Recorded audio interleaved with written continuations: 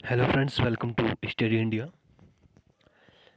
तो गाइस, पिछले 2-3 दिन से इतिहास की कोई भी लेक्चर मैंने अपलोड नहीं किया था इसमें।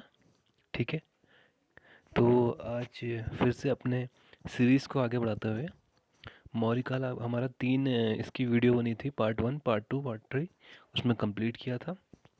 तो आगे हम देखते हैं कुछ इम्पोर्टेंट पॉइंट जो मौर्य काल से रिलेटेड हैं, वो छूट गए थे, तो उनका भी जानना आपको बहुत ज़रूरी है। कंपटीशन में बहुत ही इम्पोर्टेंट क्वेश्चन है ये और कंपटीशन में हमेशा आ चुके हैं और आगे भी इनकी ऐसी आशा है कि आएंगे। और इसी के साथ मैं मौर्योत्तर काल भी शुरू करूँगा इसी में। मौर्योत्तर काल मतलब शुंग काल और सातवाहन काल। इसमें हम कण्व वंश को नहीं पढ़ेंगे, क्योंकि कण्व वंश में कुछ ऐसा भी इम्पोर्टेंट नहीं है जो एग्ज़ाम में आएगा, और एग्ज़ाम में अगर आता भी है तो वही आएगा संस्थापक कौन था, आप जरूर से कर दीजिए वासुदेव। बाकी लूसेंट आपके लिए कण्व वंश को आप उसमें से कंप्लीट कर सकते हैं। तो यहाँ पर मैं आज शुंग वंश से कंप्लीट करूँगा, क्योंकि शुंग वंश भी जो जो इम्पोर्टेंट है ज़्यादा, मैं उसी पर बात करूँगा आज। तो आज जो मेन रहेगा हमारा टॉपिक वो रहेगा, पहले तो important point related to Maurya काल, और उसके बाद सेकंड शुंग वंश। ठीक है, तो let start our new day with the topic important points, okay, related to Maurya वंश। तो शुरू करते हैं। तो सबसे पहले भारत का सर्वप्रथम ऐतिहासिक जो सम्राट है वो कौन था? चंद्रगुप्त मौर्य।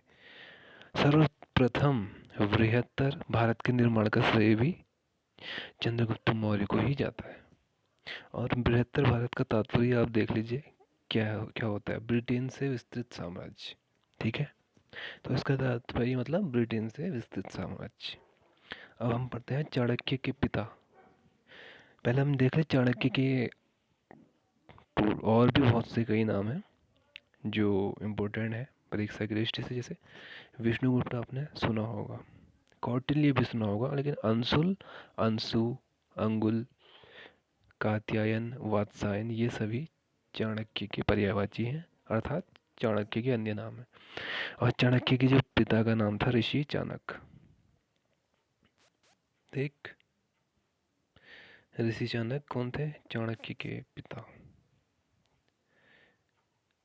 अब देखते हैं द्विजर्षभ।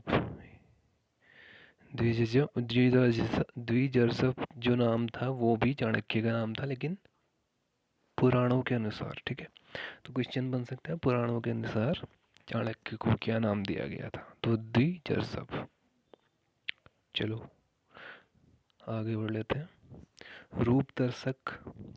रूपदर्शक क्या होते थे मौर्य काल में? देखिए, वह अधिकारी जो मुद्राओं के परीक्षण करता था। ठीक है, जो मुद्राओं का परीक्षण करता था वह अधिकारी कौन कहलाता था? रूपदर्शक।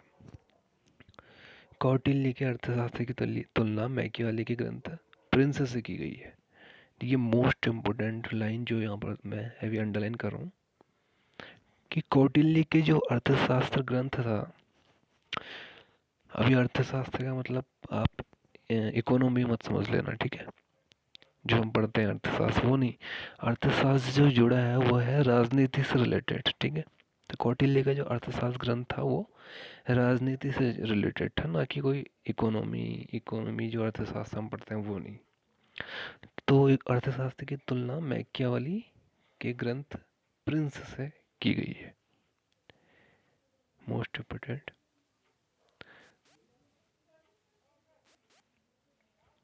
अब आगे बढ़ते हैं। असम तथा सुदूर दक्षिण, इन दोनों को छोड़कर संपूर्ण राज्य अशोक के साम्राज्य के अंदर था। ठीक है, तो अशोक का साम्राज्य बहुत विस्तृत था। सिर्फ असम और सुदूर दक्षिण का ही इलाका उस टाइम मौर्य साम्राज्य में नहीं था जब अशोक का टाइम चल रहा था। ठीक है, अशोक और उसका पुत्र दशरथ, ठीक है, दशरथ कौन था? अशोक का ही पुत्र था, ने बौद्ध धर्म को स्वीकार कर लिया था। ठीक है, दोनों ने बौद्ध धर्म को स्वीकारा था। और सार्थवाह क्या है? चलो देखिए, अब मौर्यकालीन व्यापारियों का समूह या गिरोह। ठीक है, क्वेश्चन पुट अप होगा तो मौर्यकालीन व्यापारियों के समूह को क्या कहा जाता था? तो सारथुआ। सारनाथ स्तंभ का निर्माण अशोक के शासनकाल में हुआ। Very important question. देखिए पूरे फैक्ट मिलेंगे आपको, ऐसे नोट्स तैयार किए गए हैं, पीसीएस लेवल तक का पूरा कवर करेगा। अब देखें मौर्यकालीन समस्त स्तंभ जो बनाए गए शिला अभिलेख जो भी बलुए के पत्थर से निर्मित थे। यह पत्थर जो है चुनार से मंगाया जाता था। ठीक है, चुनार एक जगह है फेमस बलुए पत्थर के लिए। सांची के स्तूप के बारे में हम देख लें। स्थापत्य कला का सर्वश्रेष्ठ नमूना अभी मध्य प्रदेश के रायसेन जिले में। ठीक है, तो हर एक चीज़ आपको इसमें याद करनी है। ठीक है, क्वेश्चन ये भी बन सकता है कि मध्य प्रदेश से है, सब जानते हैं, किस जिले से है ये बहुत कम लोगों को पता होता है। अशोक द्वारा निर्मित 3री शताब्दी ईसा पूर्व में बना है। अब चलिए आगे। सांची का स्तूप हमने देख लिया, एक है भरूच स्तूप, मध्य प्रदेश में ही है, सतना में, सतना एक जिला है, 2री शताब्दी ईसा पूर्व में बना था। ठीक है, और इन दोनों स्तूप समझ रहे हो, दोनों स्तूप मतलब भरूच स्तूप और सांची का स्तूप, इनकी जानकारी एवी अलेक्जेंडर जो कनिंगम उन्होंने दी। ठीक है, आर्कियोलॉजिकल सर्वे ऑफ इंडिया में बहुत बड़ा योगदान रहा है कनिंगम जी का। ठीक है, तो इन्होंने ही इन दोनों स्तूप की जानकारी दी। अब देखते हैं आंध्र प्रदेश के गुंटूर जिला में अमरावती स्तूप भी है एक। ठीक है, जो कृष्णा नदी के दाएं तरफ स्थित है। ये वेरी वेरी इंपॉर्टेंट स्तूप है तीनों के तीनों। ठीक है, इस स्तूप का पता कर्नल कालिन मैकेंजी ने लगाया था। ठीक है, तो ये स्तूप भी आपको याद करना है, कौन सी जगह में है, कौन से जिले में है और किसने इसका पता लगाया था। और एक स्तूप और आ गया है सारनाथ का, बहुत महत्वपूर्ण, धमेक स्तूप। ठीक है, यूपी का है, बनारस मतलब वाराणसी जिले में है, सारनाथ में स्थित है। ये गुप्त काल, इसका निर्माण जो हुआ था गुप्त काल में हुआ था। एकमात्र ऐसा स्तूप है जो बिना किसी आधार के समतल भूमि पर बना है। ये तो धमेक स्तूप बिना किसी आधार पे बना है। ठीक है, तो ये एक इसकी एक अद्वितीय विशेषता है।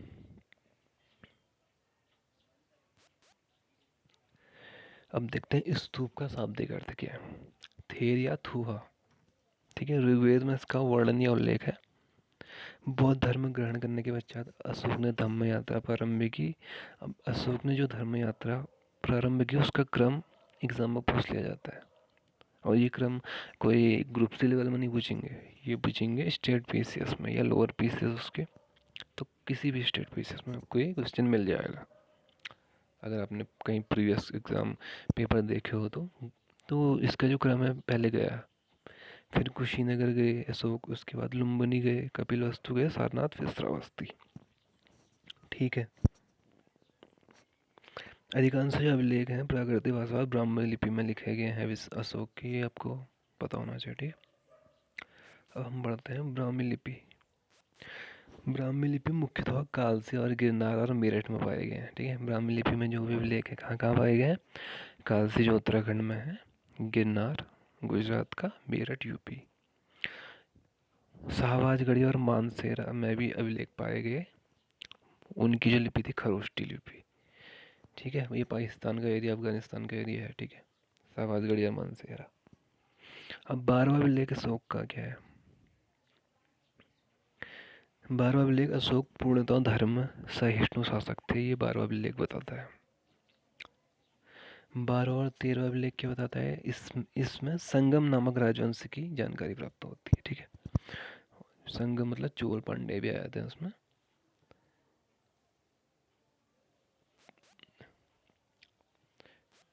देखिए सतीपुत्र, केरलपुत्र तथा ताम्रपर्णी मतलब जो श्रीलंका, ताम्रपर्णी प्रदेशों की जानकारी अशोक के अभिलेख से प्राप्त होती है। ठीक है, और वह श्लोक कौन सा अभिलेख है? वो दूसरा अभिलेख।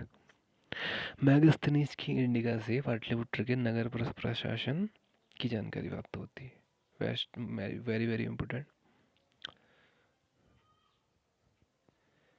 अब चलते हैं आगे।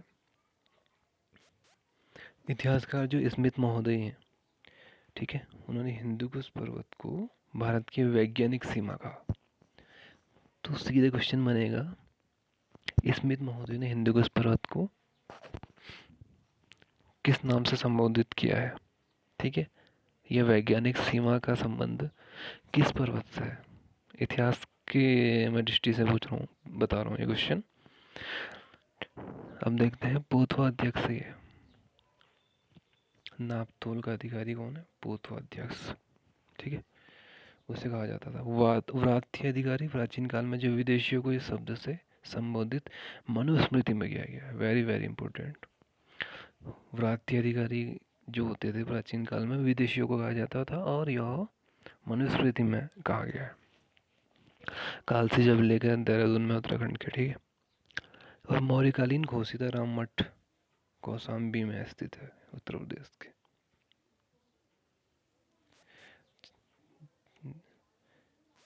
रानावर स्तूप कहाँ है? कुशीनगर। सहेत महेत स्तूप श्रावस्ती। उदक भाग क्या है? मौर्यकालीन सिंचाई कर। इम्पोर्टेंट। भाबरू सबसे लंबा अभिलेख। कुल मुख्य स्तंभ 17, ठीक है, अशोक के कुल मुख्य स्तंभ 17 थे। कंधार अभिलेख, यह मौर्यकालीन शासक अशोक से संबंधित है। अब देखो, सर्वप्रथम अशोक द्वारा अहिंसा का सिद्धांत बहेली और मछुआरों पर लागू नहीं था, ठीक है। जो अशोक द्वारा अहिंसा का सिद्धांत था वो बहेली और मछुआरों पर लागू नहीं था, सबसे पहले। कंधार अभिलेख की विषय वस्तु बहेली और मछुआरों को अहिंसा के सूत्र में बांधना था, ठीक है। Very very important. अशोक के पुत्र दर्शक ने नागार्जुनी पहाड़ी पर आजीविकों के लिए गुफा का निर्माण किया। ये भी बहुत इंपॉर्टेंट है। एक प्लिनी की नेचुरल हिस्टोरिका की तुलना मेगास्थनीज की इंडिका से की जाती है, ठीक है, बहुत इंपॉर्टेंट क्वेश्चन है, ठीक है। प्लिनी की नेचुरल हिस्टोरिका की तुलना मेगास्थनीज की इंडिका से।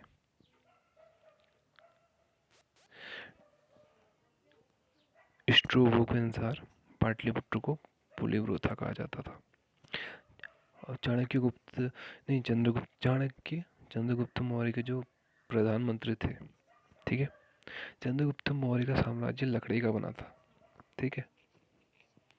पाटलिपुत्र का अन्य नाम क्या था? बुलंदी बाग। पाटलिपुत्र से कुम्हार के बारे में जानकारी मिलती है, ठीक है।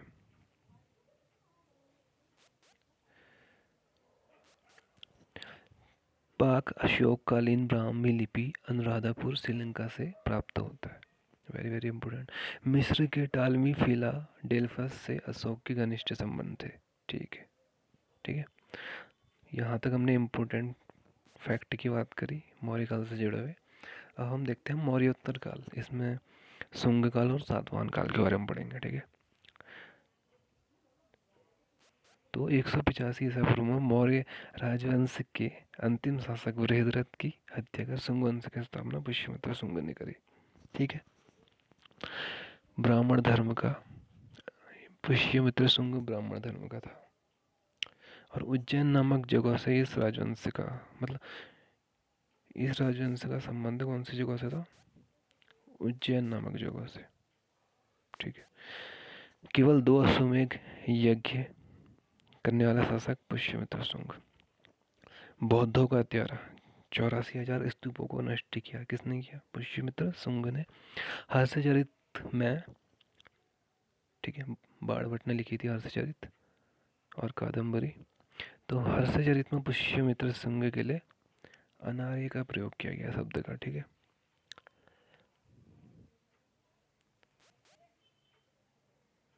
अब देखते हैं विदिशा, प्राचीन काल में मंदिरों के लिए प्रसिद्ध, ठीक है। विदिशा एमपी की बहुत फेमस जगह है। मौर्यों के शासनकाल में विदिशा की महत्वपूर्ण ख्याति प्राप्त हुई, ठीक है, मौर्य और गुप्त दोनों में। शुंग काल में संस्कृत भाषा का पुनरुत्थान हुआ, ठीक है, तथा इसके पुनरुत्थान में महर्षि पतंजलि का महत्वपूर्ण योगदान है, ठीक है। महर्षि पतंजलि जो थे पुष्यमित्र शुंग के ही दरबारी आचार्य थे। ब्राह्मण धर्म का प्रथम अभिलेखी साक्ष्य हेलियोडोरस का, ठीक है, गरुड़ स्तंभ था, ठीक है। Very very very important. Devabhuti का संबंध शुंग काल से है, ठीक है, देवभूति। तो गाइस आज हमने पहले तो मौर्य काल से जितना भी हमें बचा था शेष उस पर बात करी, और उसके बाद मौर्योत्तर काल का शुंग वंश। अब हम इसके बाद सीधे जाएंगे नेक्स्ट वीडियो में सातवाहन वंश। सातवाहन काल वेरी इंपॉर्टेंट है परीक्षा की दृष्टि से। और तो मिलते हैं नेक्स्ट वीडियो में। और गाइस लाइक ज़रूर करिए, सब्सक्राइब ज़रूर करिए चैनल को, बेल आइकन ज़रूर दबाएं, ठीक है। और हमारी पुरानी जितनी भी इतिहास की वीडियोस हैं उन्हें ज़रूर देखें। धन्यवाद।